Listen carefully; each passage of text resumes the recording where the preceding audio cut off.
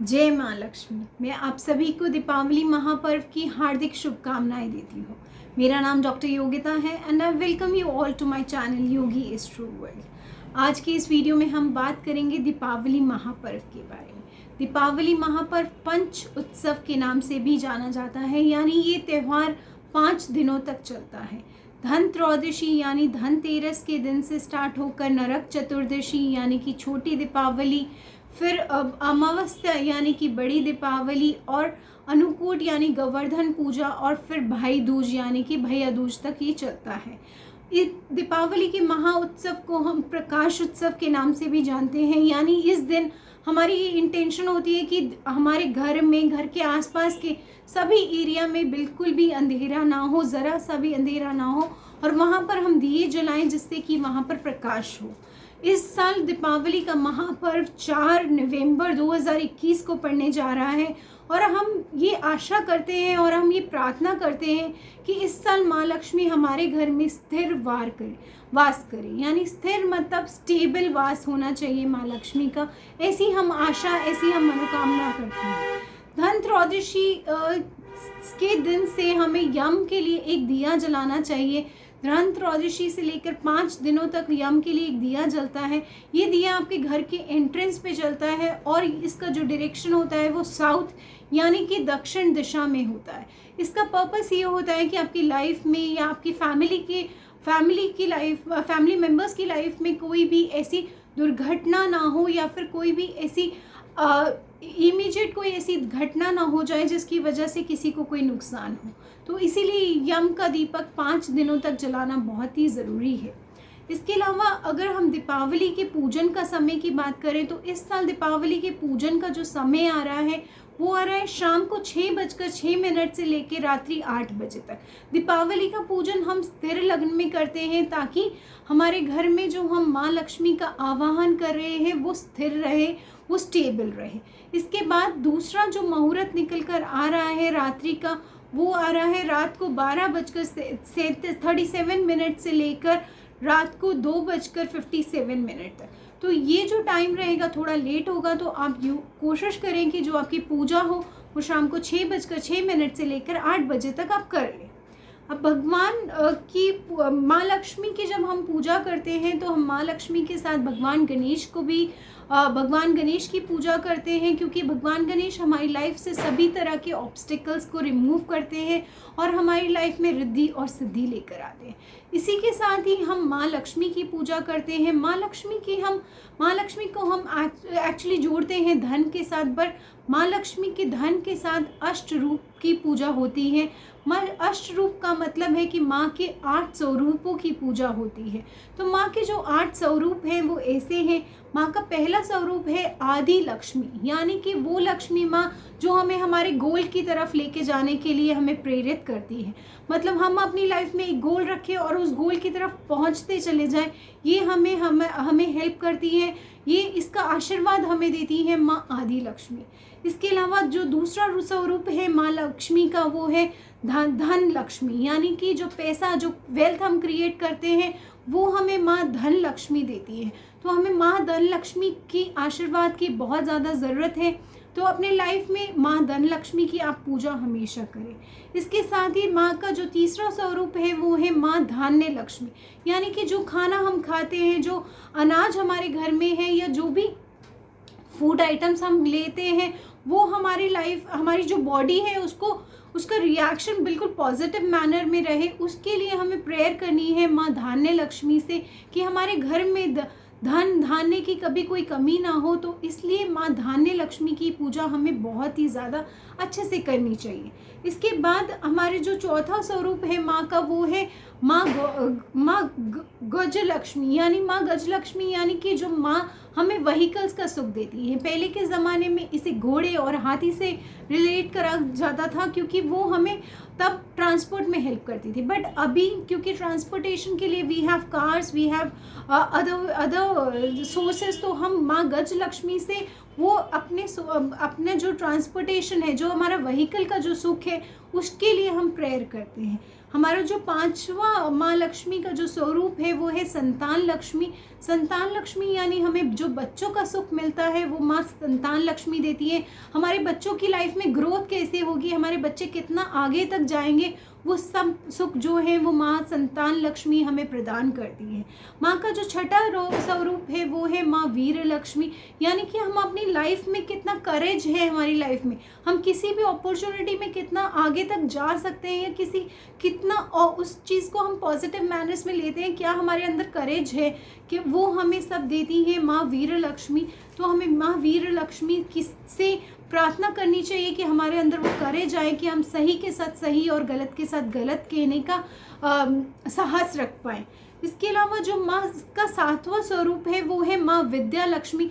माँ विद्या लक्ष्मी मतलब अगर आपके पास सब कुछ है बट आपके पास वो ज्ञान नहीं है, वो नॉलेज नहीं है, तो जो भी आपके पास है वो बहुत ज़्यादा दिन तक आपके पास रहेगा नहीं।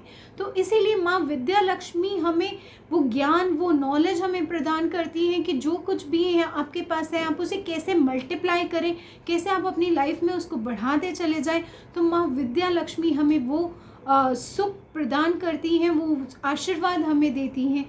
माँ का जो आठवां स्वरूप है वो है माँ विजया लक्ष्मी। माँ विजया लक्ष्मी हमें लाइफ में विक्ट्री की तरफ लेके जाती हैं, जो मतलब हमारी लाइफ में जो जीत है वो हमें देती है माँ विजया लक्ष्मी।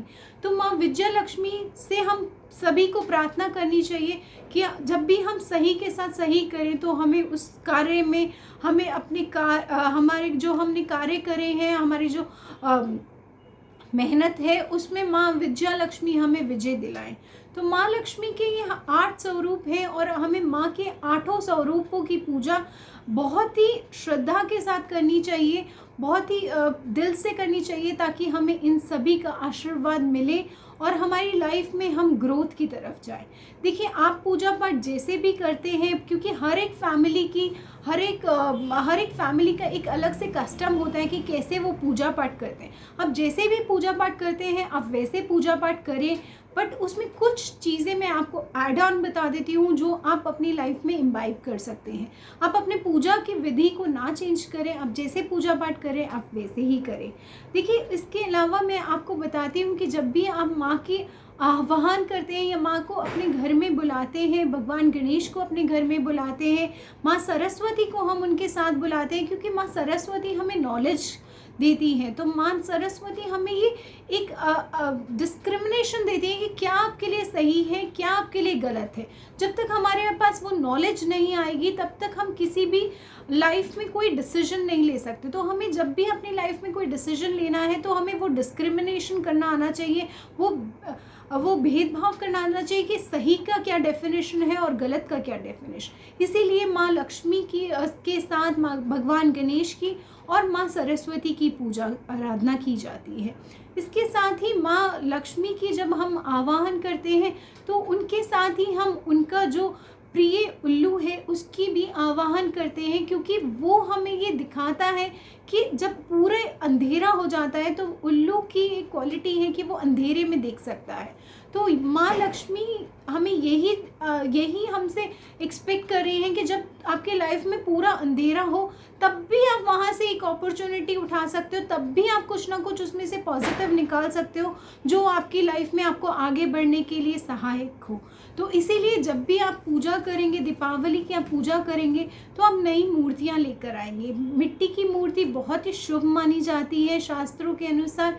तो आप मिट्टी की नई मूर्तियाँ लेकर आइए, भगवान गणेश की, भगवान माँ लक्ष्मी की मूर्ति लेकर आइए, प्लस छोटा सा उल्लू के भी आप लेकर आइए और उनकी भी आप पूजा आराधना करिए, क्योंकि वो आपको एक बहुत ही अच्छा संदेश देंगे। इसके अलावा जब भी आप पूजा करने के लिए बैठेंगे तो आपको ये ध्यान रखना है कि आपका घर पूरी तरीके से स्वच्छ हो, पूरी तरीके से साफ़ सुथरा हो, क्योंकि जब आप भगवान को अपने घर में बुला रहे हैं तो आपके घर में बिल्कुल साफ़ होना चाहिए और उसको जितना हो सके ब्यूटिफाई करिए।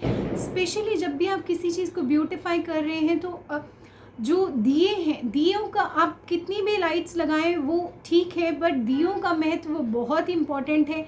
तो आप अपने घर में दिए से दिए ज़रूर जलाएं, और दिए से जो रोशनी होती है वो बहुत ही पॉजिटिविटी लेकर आती है, तो आप उसका यूज़ ज़रूर करें, चाहे आप जितनी मर्ज़ी लाइट्स लगाएं। इसके साथ ही आप अपने घर के जो एंट्रेंस है उसका आपको बहुत ही ज़्यादा ध्यान रखना है।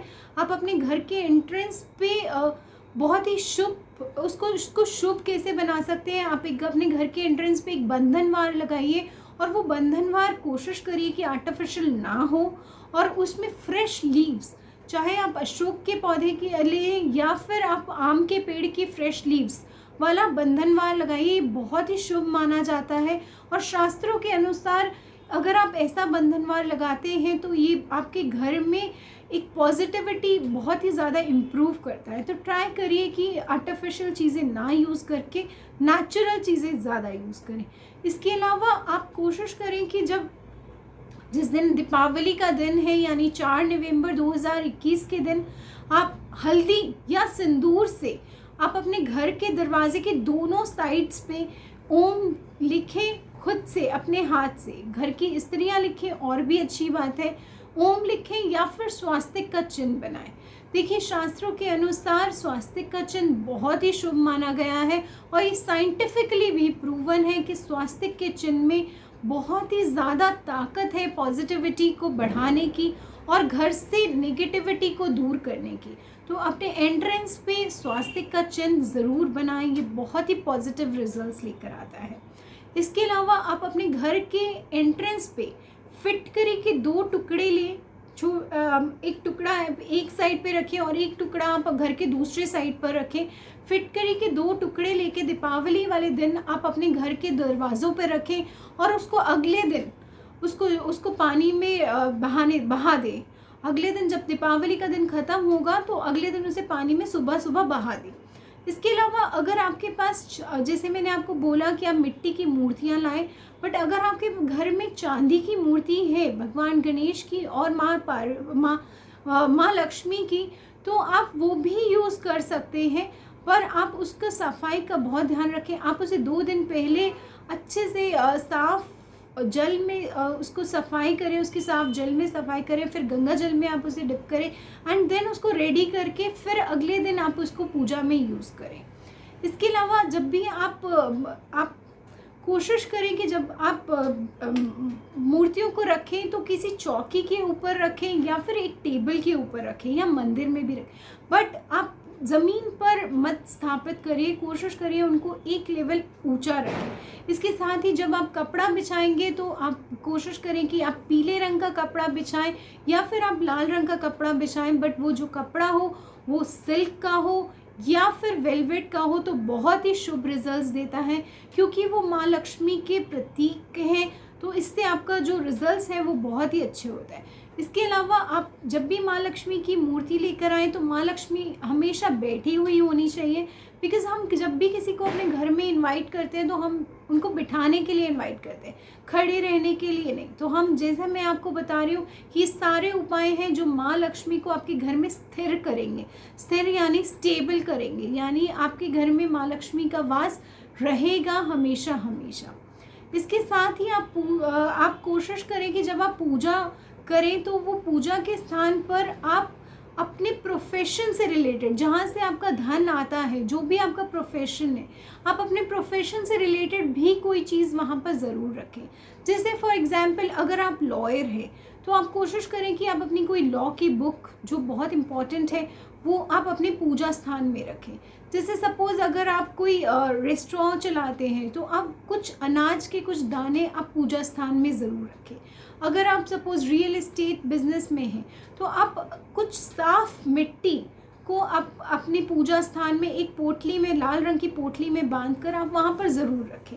इसके अलावा जो भी आपका प्रोफेशन है, सपोज़ आप एक स्टूडेंट हैं या आप एक IAS की तैयारी कर, तो आप अपनी बुक्स को वहाँ पर रख सकते हैं। आप कोई भी एक इम्पॉर्टेंट बुक को आप वहाँ पर रखें पूजा स्थान में, तो ये बहुत ही अच्छा रिजल्ट देता है। बट अगर इन केस आप उससे नहीं रिलेट कर पा रहे तो आप अपना विजिटिंग कार्ड भी पूजा स्थान में रख सकते हैं, और फिर उसको अपने जब आपकी पूजा समाप्त होगी उसके अगले दिन आप उसको अपने ऑफिस में लेके जाकर रख सकते हैं।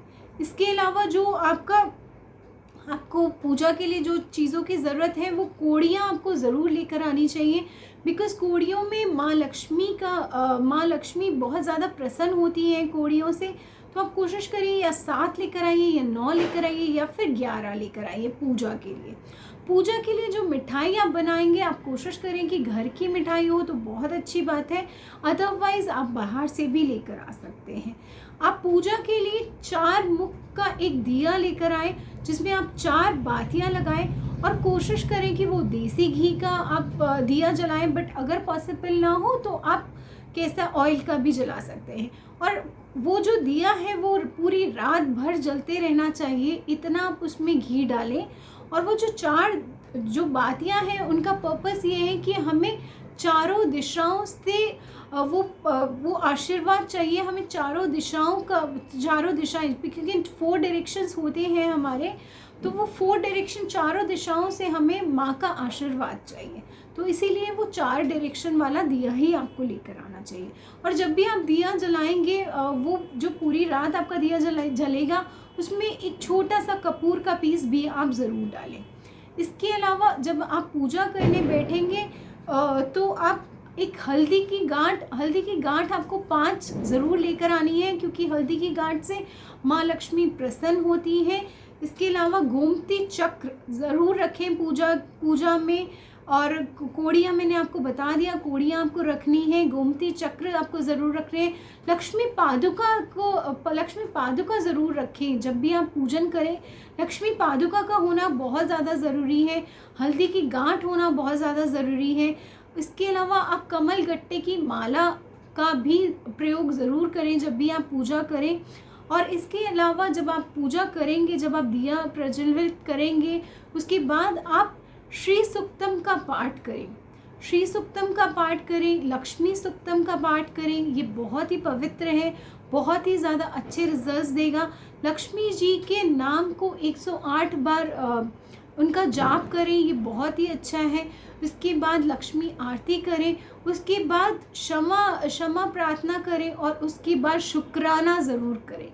क्योंकि हम यहाँ पर गलती कर देते हैं कि हम पूजा बहुत अच्छी करते हैं, या तो हम क्षमा आराधना नहीं करते या फिर हम शुक्राना नहीं करते।